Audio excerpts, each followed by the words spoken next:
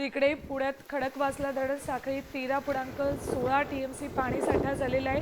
खडकवासला धरण साखळीतील चारही धरणांमध्ये एकूण 13.16 TMC म्हणजे 45.13% पाणीसाठा आहे। गेल्या वर्षी याच दिवशी साठा फक्त 3.57 TMC म्हणजे 12.24% इतकाच होता। म्हणजेच यंदा धरणांमध्ये तिप्पट अधिक पाणीसाठा उपलब्ध आहे। चारही धरण परिसरांमध्ये सुरुवातीच्या टप्प्यात समाधानकारक पाऊस पडतोय। सध्या पाणीसाठा चांगला वाढला आहे। पुण्याला पाणी पुरवठा करणाऱ्या 4 धरणांमध्ये 45% साठा झालाय। खडकवासला धरण 1.23 TMC साठा यात आहे।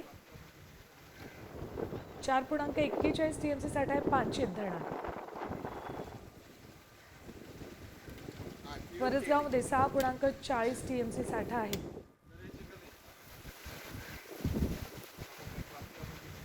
तर टेमघर धरणामध्ये 1.11 TMC इतका पाणीसाठा आहे। एकूण चारही धरणांमध्ये मिळून 45% साठा आहे। आता isakal.com आहे देशातील नंबर 1 ची मराठी न्यूज वेबसाईट। प्रत्येक अपडेटसाठी isakal.com ला नक्की भेट द्या।